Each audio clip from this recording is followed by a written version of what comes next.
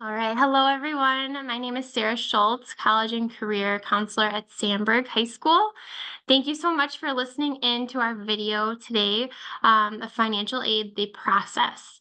Today, I'm also joined by Jill McNeil from Augustana, Hello. who's gonna she's gonna share a little bit from the college end, so that we could just go over some general information when it comes to financial aid, but also get the perspective from where students will be transitioning to after high school. So, just kind of want to start off by recognizing that financial aid is a whole lot of words, right? With that umbrella term comes words like grants, scholarships, loans, to name kind of the three big ones.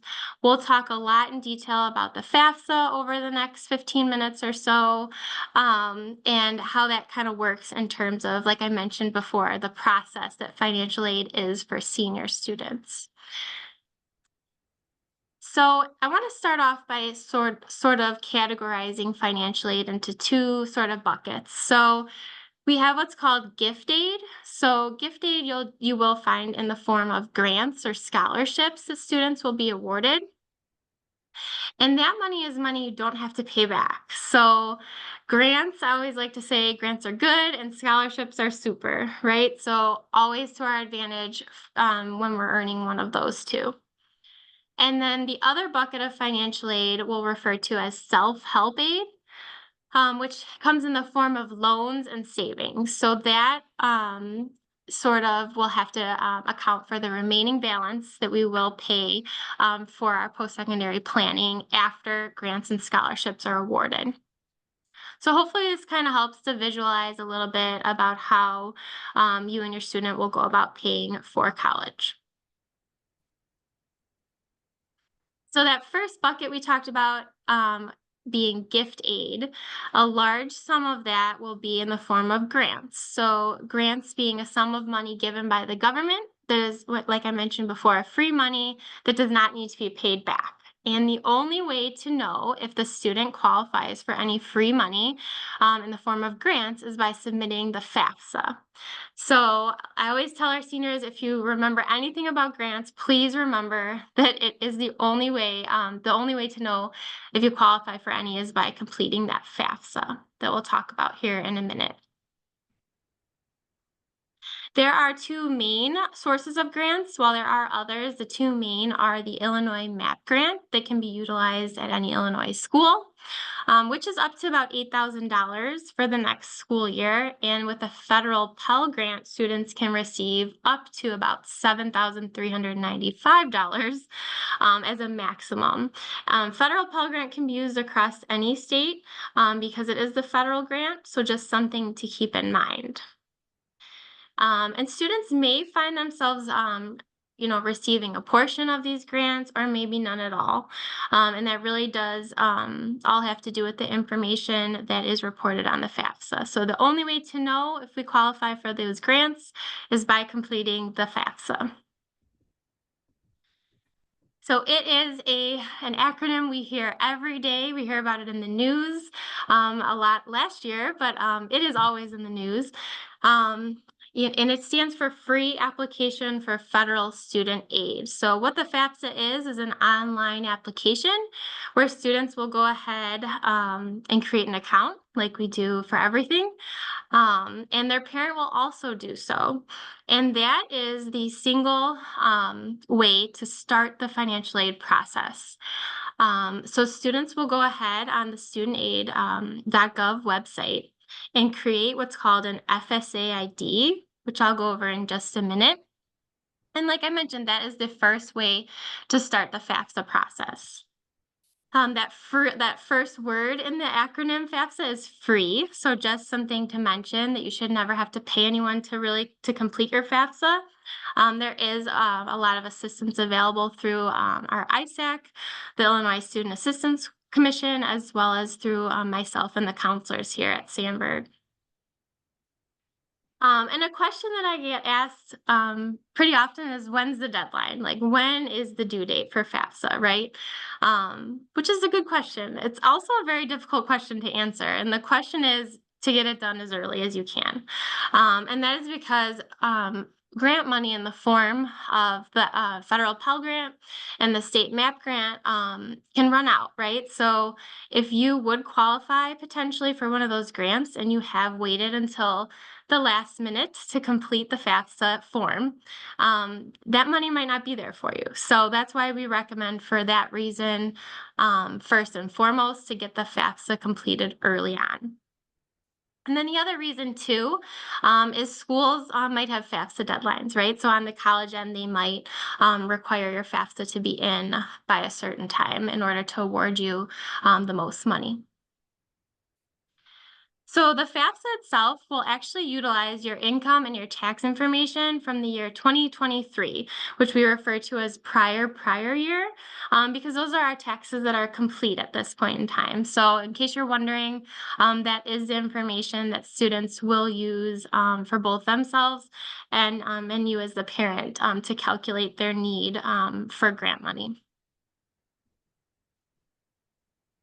Okay, so that FSA ID I mentioned is the username and password that all students, as well as parents, will create in order to begin the FAFSA. They can actually do so now, even though the FAFSA has not opened up yet for us seniors to complete. We are hoping it will be up in December and ready to go, as we've been told. So hopefully that's ready to go. So if you can, from now until December, create this FSA ID, that would be to your best advantage. Parents, you might already have an FSA ID from an older sibling or from you yourself if you attended school. And that is your same FSA ID. It's linked to your social security number. So it's not like you can just create a new one. If there is one in the system, you'll have to go through the steps of retrieving that information. So I will send this recording out after today, but you'll also be able to see in the form of the presentation links that you can access as well. So just a couple key things about that FSA ID. Each person, the student and the parent, does create their own. I recommend that the student does create theirs and the parent does create theirs. And that is because one phone number and email can be tied to just one single FSA ID. So you don't want to confuse the two. And the student will also complete a FAFSA every year that they wish to receive aid for the following school year. So we do want students to have some ownness in that ID and make sure that they do know their login information. We also want to point out that it's super important to record that information somewhere safe, because that login information, as I mentioned, will be used from year to year, and you don't want to forget it, right? So it's your identity, like I mentioned, tied to your social security number. So retrieving that information can be difficult if you have forgotten it. Okay, so I'm going to ask Jill from Augustana to chime in a little bit here, since we do have her and we're lucky to have her with us. Just kind of on the steps to the financial aid cycle. So we will have December roll on over here, where students will begin their FAFSA, submit it to the colleges, and then kind of what happens on the college end, Jill. Yeah, of course. And so I also want to say definitely to utilize your resources at Sandberg, because it is quite a beast of a form, and that's okay. We all kind of need to help each other out and working together to fill it out. So don't feel like you have to do it all by yourself. So first and foremost, you know, take advantage of your resources at Sandberg. But how it kind of works on our side, and because this year is a little different, where December 1 is when it's opening, and that has not been previous years, you know, it was always October 1. So I guess what I want to preface is that some schools, including Augustana, might not be able to give you definitive deadlines, more of kind of like a timeline, just a guess in terms of this is what we're hoping, a guesstimate. And so for us, students that, and also too, one more thing, some schools have an automatic process where they are able to turn around those financial aid packages sooner. Whereas Augustana and maybe some other schools, we do them individually by hand. So it might take a little bit longer. So with that being said, for our students that are applying early action, which is essentially most what students are going to apply to schools where they're interested, and they're applying by November or November 1st or December 1st, but it's not binding, right? So you might hear those phrases, early action, early decision. So for most students that are applying early action, we're going to be getting them their financial aid packages by January. But for students that apply after our early action deadline, they're probably not going to be getting them until February, March. And then for schools that if early decision is something you're interested in at a school, which is essentially saying binding, and you're saying, hey, if I'm admitted here, I'm coming here. Those students for us are going to be the first to get their package before the holidays in December. And so really, and every school, of course, is different, right? Every school is different, but that's why it is so important to submit your FAFSA as soon as you can in December.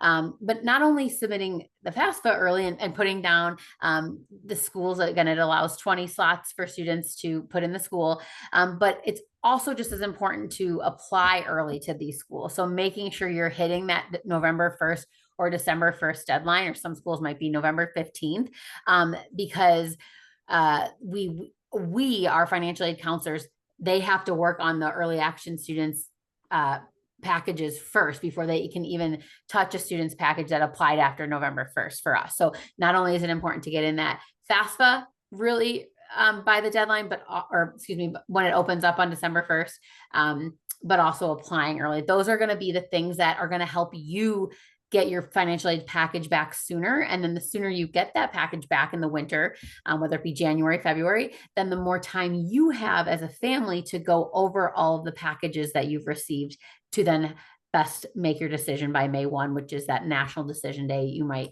hear that phrase as well. Thank you.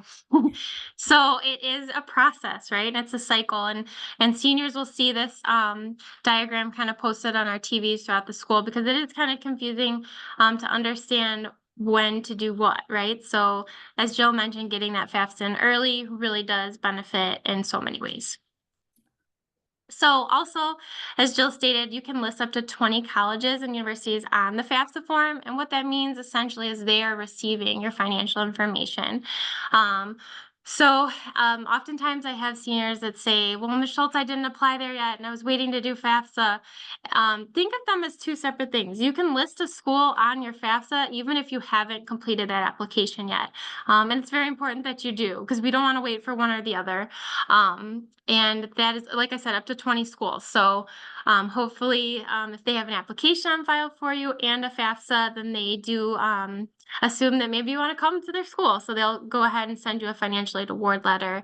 And as Jill mentioned, in the spring, myself and the counselors are available to kind of go through those financial aid award letters, answer any questions, because they do all look different. But that's kind of the timeline there for FAFSA. FAFSA itself has been a graduation requirement since 2020. So in that sense, there's actually 3 things that students can do to fulfill that graduation requirement. They can, 1, complete the FAFSA, or 2, complete what's called the alternative application for any eligible non-citizens. So if you or someone you know has questions about that, please come see me and I can help direct you to that application for a potential grant money available through there. Or students can submit what's called a non-participation form, which is available in our guidance office. So 1 of 3 ways to fulfill that graduation requirement, but you will hear that especially next semester. So I just wanted to kind of put that information out there. Okay, so also, as I mentioned, in the form of gift aid, scholarships being super. So scholarships being a sum of money that's given to the student by a school or an organization that does not need to be paid back, right? So the biggest sum of money that students will hopefully see is in the form of a merit-based scholarship. So what that is based on a student's GPA and academic profile. So schools all have different merit-based aid to some extent, hopefully, to give away. So I'm going to let Jill maybe share a little bit about how Augustana has that option for students. Yeah, so at Augustana College, we offer merit-based scholarships, and as Sarah mentioned, that will be the largest amount of scholarship that you're going to receive from us, and most schools, and it's solely based on your merit. So your academics, the courses that you're taking, rigor, your grades. For us, also it includes the things that you're involved in, right? Kind of that holistic approach, but really focusing on academics. And how it works is that there's no separate application process for our merit-based scholarships. And I think that's how majority of schools are now, where there's no separate application. You're just automatically considered based on your application. So once you're admitted, it'll say in your acceptance letter, congratulations, you've been admitted and you've received, it says on the screen, the founder scholarship. That will come right away in your acceptance letter. But then all of these kind of other non-merit scholarships, or like the local scholarships, regional, national scholarships, those things will come later and will be on, for most schools, will be on your financial aid package. That again might come, not until January, February. And again, I just love to push that the earlier you not only apply to a school, but fill out the form, the FAFSA, the earlier you'll just feel senior year getting everything in front of you and being able to compare the schools too, because maybe you receive way more merit from a school, but maybe the other school has more grants to give out. Because sometimes too with the FAFSA, yes, you're going to get federal and state funds from that, but sometimes the school also has additional funds or institutional funds to give out because of your FAFSA results. And so just a quick example for Augustana, we do meet 100% of demonstrated financial need. We call it Augustana Possible. So if a student is high achieving and has the need, we meet that 100% need. So sometimes again, it's more based on the institution maybe has some extra funds to give out based on your FAFSA results. Awesome. So yeah, so biggest sum of money with those merit-based scholarships too. And just to point out, sometimes we hear private schools might start off with a higher tuition, but a lot of private schools have a lot of merit-based scholarship to give away. So that's something just to keep in mind when it comes to Yes. state universities. Don't let that sticker price, which you might hear that phrase, of private schools scare you off. A lot of times, like I said, students are getting the price down to a state school, public school level, a lot of times lower than it. And again, with that Augustana Possible that we have, and some schools I know, like Knox is another school that I believe meets 100% of demonstrated financial needs. So sometimes I have a student that will come to Augustana for $0. Like we meet because they're eligible for high need as well as high academic or the high achieving students. So just know, like, don't let that big sticker price number scare you. Awesome.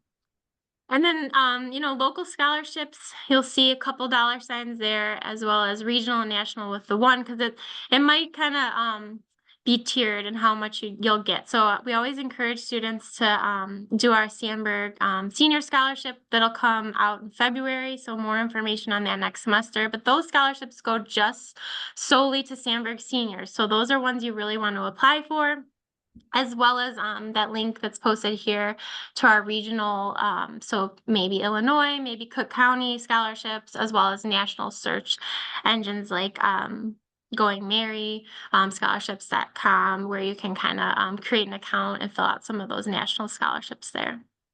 And one other thing I want to quickly mention, sorry, I forgot, is that sometimes families will meet with me and chat with me, or I'll hear this. They'll say, we don't think that we're going to be eligible for anything from the federal government based on the results of our FAFSA. And I want to let you know that there are some schools, Augustana is one, that will give you a grant for just filling it out and submitting to them. So we call it our filer's grant. So again, money you don't have to give back. And it is $4,000 from Augustana. So $1,000 each year that you're a student. So $4,000 total, regardless of what your results are, right? Anybody that submits it and has it sent to Augustana will receive that filer's grant of $4,000. So just be on the lookout that maybe some other schools you're interested in might have something like that. Even if you think, well, we might not be eligible for anything, you might be surprised that some institutional or some schools will be able to give you some institutional funds. Yeah, that's a good point. Thank you for not forgetting that piece.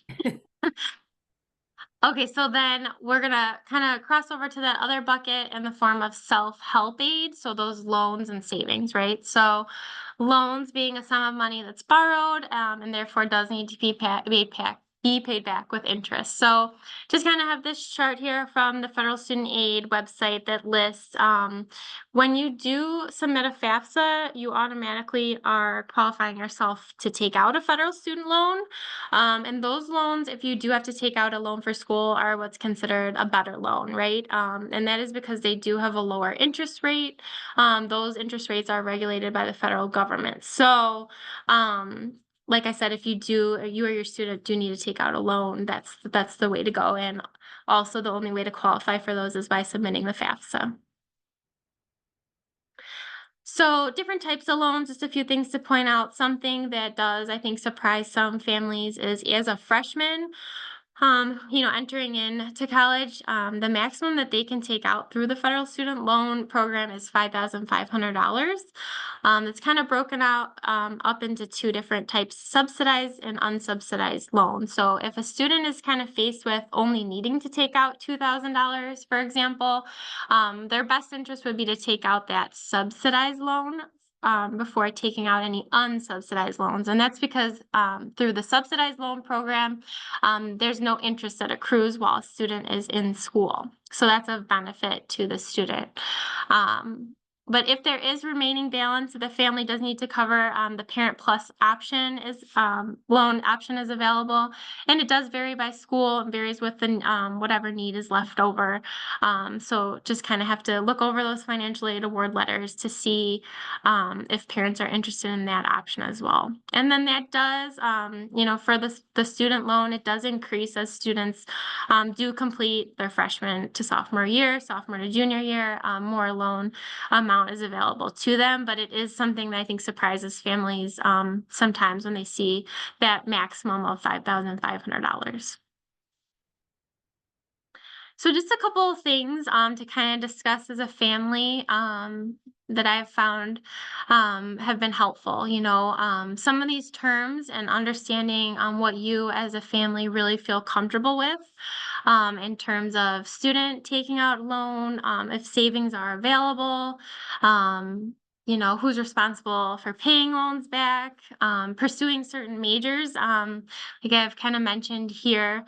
Um, you know, if is there a positive job growth? Will there be a job waiting for you once you complete that major? Because those student loans will be there waiting for you, right? So having those kind of conversations as a family has been super important, throughout high school and especially senior year, as some of these decisions really are being made in terms of what you're going to do with the rest of your life. So just some kind of things to consider as you're discussing.